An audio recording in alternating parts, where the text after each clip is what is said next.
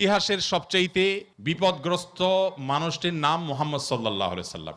মুহাম্মদ সাল্লাল্লাহু আলাইহি সাল্লামের চাইতে বেশি বিপদ সংকুল ছিল এরকম কোন মানুষের জীবন আপনি দেখাতে পারবেন না। এটা আমার বক্তব্য নয়, খোদ তার বক্তব্য। নবী সাল্লাল্লাহু আলাইহি সাল্লাম বলেছেন, আশাদ্দুন নাসে বালাআন আল আম্বিয়া সুম্মাল আমসাল ফাল আমসাল। সবচেয়ে বেশি বিপদগ্রস্ত ছিলেন, সবচেয়ে বেশি কষ্টে জর্জরিত ছিলেন নবী রাসূলগণ। এরপর নবী রাসূলদের সাথে যাদের যত বেশি সাদৃশ্য, যত বেশি মিল হবে, যাদের মধ্যে নবী রাসূলদের আদর্শ যত বেশি থাকবে, তাদের জীবনে বিপদ তত বেশি আসবে। অনেক মুসলিম বন্ধুরা প্রশ্ন করেন, ইসলাম যদি সত্য ধর্ম হয়, আল্লাহর অস্তিত্ব যদি সঠিক সত্য হয়, নাউজুবিল্লাহ, এরকম প্রশ্ন অনেক মুসলমানের সন্তান করেন, তাহলে মুসলমানরা কেন গোটা পৃথিবীতে মার খাচ্ছে? কেন ফিলিস্তিনেও আমরা দেখি বোমের নিচে মুসলমান? কেন কাশ্মীরেও আমরা দেখি নির্যাতনের নিচে মুসলমান? কেন সিরিয়াতেও আমরা দেখি নির্যাতিত মুসলমান? কেন ইরাকে আমরা দেখি মার খাচ্ছে মুসলমান? কেন আফ্রিকা আমরা দেখি মার খাচ্ছে মুসলমান? কেন বার্মায় দেখি আমরা মার খাচ্ছে মুসলমান?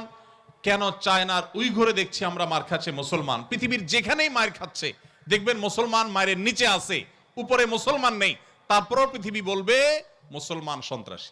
আমাদের অনেক মুসলমানকে তারা কনভিন্স করে ফেলেছে, অনেক মুসলমানের সন্তান কনভিন্স হয়ে গেছে, হ্যাঁ তাই তো, মুসলমানরা অনেক অশান্তি সৃষ্টি করে। দুইটা বিশ্বযুদ্ধ তো মুসলমানরাই করেছিল না? মুসলমানরা না? কত মানুষ মারা গেছে দুই বিশ্বযুদ্ধে? 100 মিলিয়নের বেশি মানুষ হত্যা করা হয়েছে দুইটি বিশ্বযুদ্ধে। মুসলমানরা করেছে। মুহাম্মদ সাল্লাল্লাহু আলাইহি সাল্লাম তার আদর্শকে পৃথিবীতে প্রতিষ্ঠিত করতে গিয়ে 27টি যুদ্ধে তাকে সশরীরে অংশগ্রহণ করতে হয়েছে। 27টি যুদ্ধে তিনি অংশগ্রহণ করেছেন। এই সকল যুদ্ধে যত মানুষ মারা গেছে সবগুলোর যোগফল কত জানা আছে আমাদের কারোর? মাত্র 1000 মানুষ। এর মধ্যে 600 জন বিশ্বাসঘাতকতার অপরাধে দণ্ডিত হয়ে মৃত্যুদণ্ডের মুখোমুখি হয়েছে, আর বাকি 400 মানুষ মারা গেছে 27টি যুদ্ধে। কল্পনা নয়, গল্প নয়, বাস্তব। এই জন্য বলেছি সিরাতের বই খোলেন, বিবেক খুলে যাবে।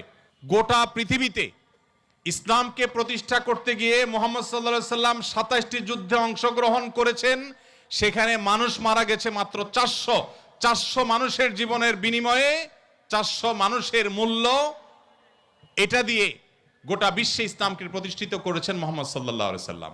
একটা ইউনিয়ন দখল করতে গিয়ে তো 400 বেশি মানুষ মারা যায়। আজকের পৃথিবীর মানবতার সবক দেওয়া মানুষগুলো পাখির মতো মানুষ মেরে যেখানে সমান করে ফেলছে, সেই মানুষগুলোই আবার মুসলমানদেরকে বলে যে মুসলমানরা নাকি সন্ত্রাসী, মুসলমানরা নাকি পৃথিবীতে অশান্তি সৃষ্টি করছে। অথচ গোটা পৃথিবীর যেখানেই মার চলছে, যেখানেই যুদ্ধ চলছে, আপনি দেখবেন অস্ত্রের নিচে তাকালে দেখবেন মুসলমানের চেহারা, আর কোন ধর্মের মানুষের চেহারা আপনি দেখতে পাবেন না।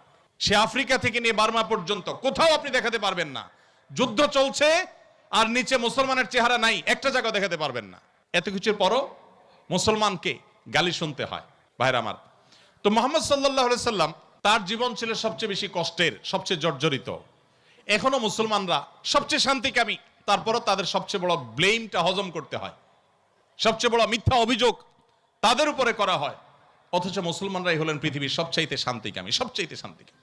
যেই কোন